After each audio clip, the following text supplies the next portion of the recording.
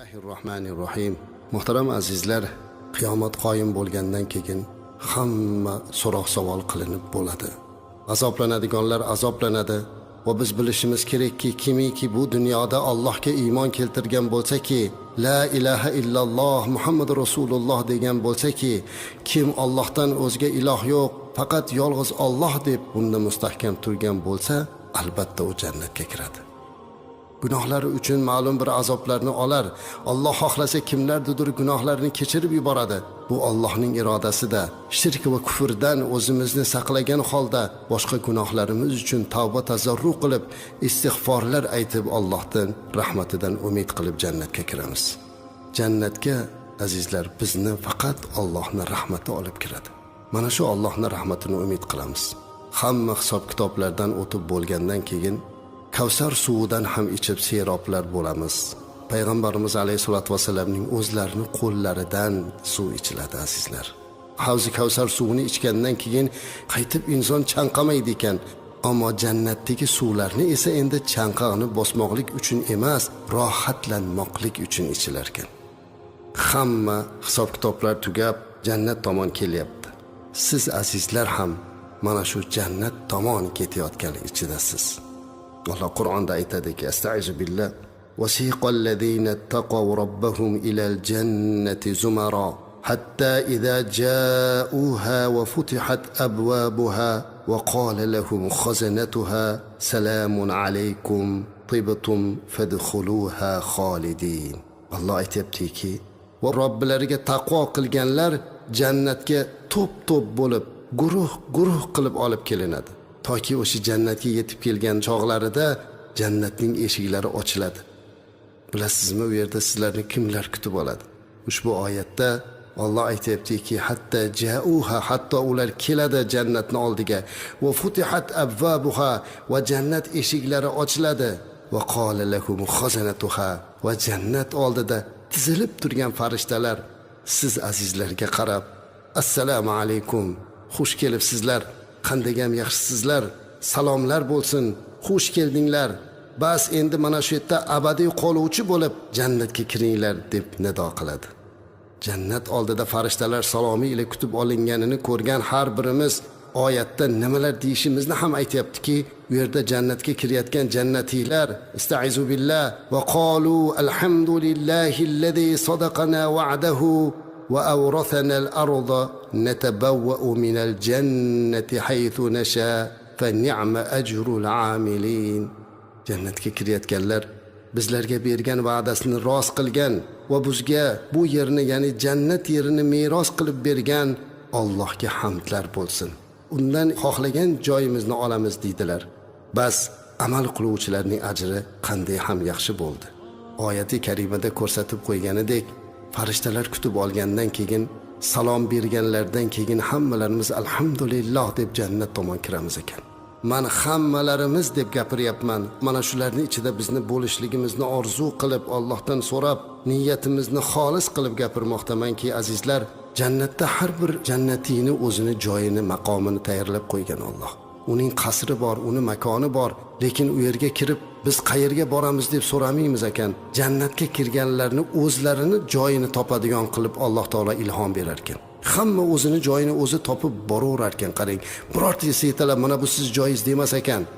Siz jannat tomon kirib bordingizda ketayapsiz, yo'llar shunday go'zalki, atroflar ta'rifga sig'maydigan go'zallik.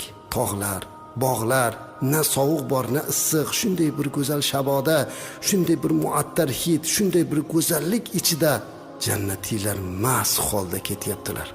Yo'lda ketayotgan mahallingizda yo'l bo'yidagi anhorlarga ko'zingiz tushadi.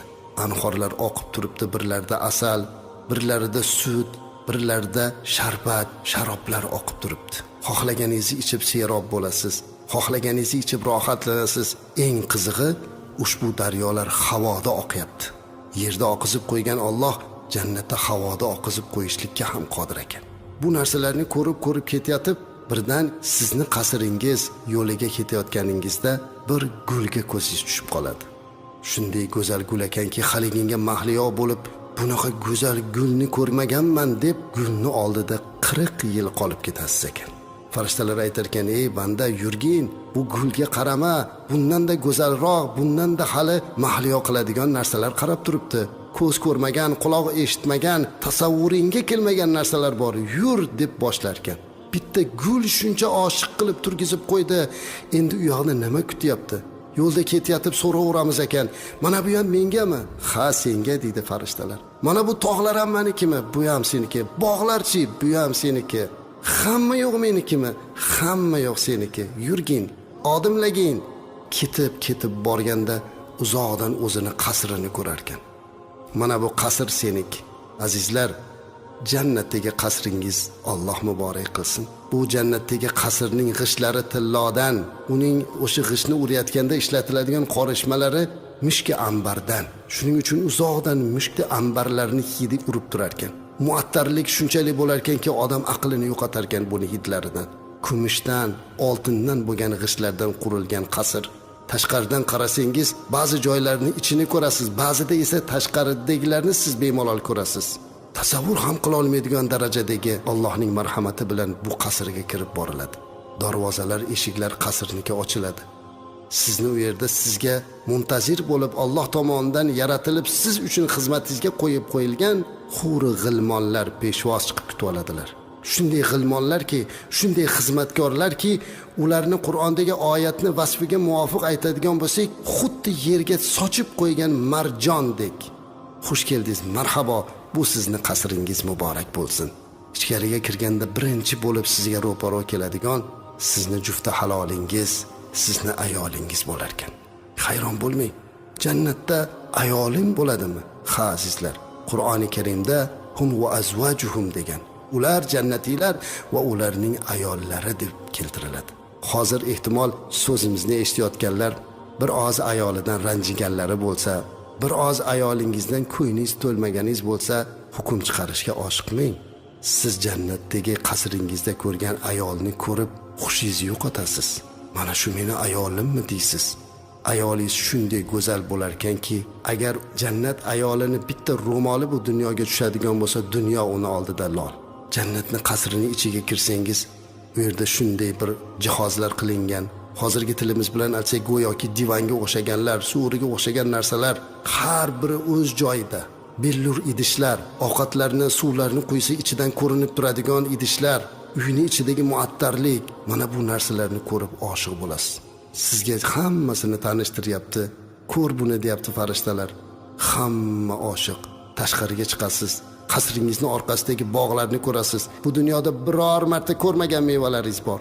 Olma yegim kelyapti deysiz, olma pishib, daraxtlari sizga asta shoxlari egiladi. Jannatda ovqat yeyaverasiz, suvlar ichasiz. U yerda hojat qilish yo'q, u yerda burun qoqish yo'q, u yerda tupurish yo'q. Hatto badandan chiqqan terlar ham mushka ambar bo'lib chiqadi. Hamma rohat farohatlar turgan bir paytda, bilasizmi nima bo'ladi shu payt? Azizlar, Alloh haq azza va jallaning nidosi kelar ekan. Ey jannat ahllari, assalomu alaykum. Ey jannat ahllari, sizlarga salom bo'lsin deb Alloh haq azza va jalla salom berar ekan. Buni eshitishlikdan ortiqroq rohat bormi azizlar? Butun jannat ahli o'zimizni yo'qotgan holatda Allohumma antas salam va minkas salam va ilayka yarji'us salam. Ya Rabbim, seni o'zing salomsan, sendandir barcha salomlar. Tinchlik, ofiyatlik sendan bizga keladi va butun salomlar senga qaytadi deb yuboramiz ekan. Shu payt Alloh azza va jalla jannat ahliga qarab, ey ahli jannat, mendan nima istaysizlar? Nima xohlaysizlar? Nimani ziyoda qilay deydi ekan. Shunda jannat ahlini so'raydigan narsasi hayron bo'lar ekan. Ya Rabbim, bizlarni gunohimizni kechirding. Bizlarni mana shunday jannat bilan ne'matlantirding. Shuncha narsalarni ko'rib biz yana nima ziyodalikni so'raymiz? So'raylar, bugun sizlarga ziyoda qilinadigan kun, nima xohlaysizlar? Aytamiz ekanki, ey Robbim, bizdan rozi bo'lishingni so'raymiz. Alloh aytar ekan, ey bandalarim, agar rozi bo'lmaganimda sizlar jannatga kirmas edinglar. Sizlardan rozi bo'lganligim uchun sizlar bugun jannatga kirdinglar. Ziyodalik so'raylar, nima xohlaysizlar? Shunda jannat ahli so'rar ekan, Robbim, seni ko'rishlikni xohlaymiz. Shu payt Allohni to'sib turgan barcha pardalar ochilar ekan va jannat ahli Alloh azza va jallani ko'rishga musharraf bo'lar ekan azizlar. Uni tasavvur qila olmaymiz, uni aytib bera olmaymiz. lekin Alloh azza va jallani ko'rishlik degandagi tasavvurni qilganimiz o'zidayoq yuraklarimiz xinadan chiqib ketay deyapti. Go'yoki butun dunyoni tark qilsak-ku, hozirda o'zida jannatga borib qolsak-ku, hozirda o'zida Alloh azza va jallaning bizga qarab turib salom berganini ko'rishligini Alloh nasib qilsa deb yuborasan inson. Lekin hamma narsaning vaqti soati bor. Allohdan so'raylikki, mana shu Allohning diydorini ko'rishlikni Alloh bizga nasib qilsin. Allohning diydoridan keyin boshqa narsalar endi insonda jannatdagi ne'matlar endi hech narsa bo'lmay qoladi. Balki eng katta mukofot Alloh azza va jallani ko'rishlikdir. Mana bu siz bizlarga va'da qilingan narsaning eng buyuki bo'ladi. Jannatning sifatlarini gapirganimizda soatlab, kunlab gapirib berishimiz mumkin. Payg'ambarimiz alayhisolatu vasallam qancha gaplarni gapirib berganlar. Bugun biz bir ozgina mana shu jannatga Alloh bizni zavqimizni, shavqimizni oshirsin deb sayr qildik xolos. Allohdan so'rab qolaylikki, azizlar, jannatga kirishlikka intilaylik.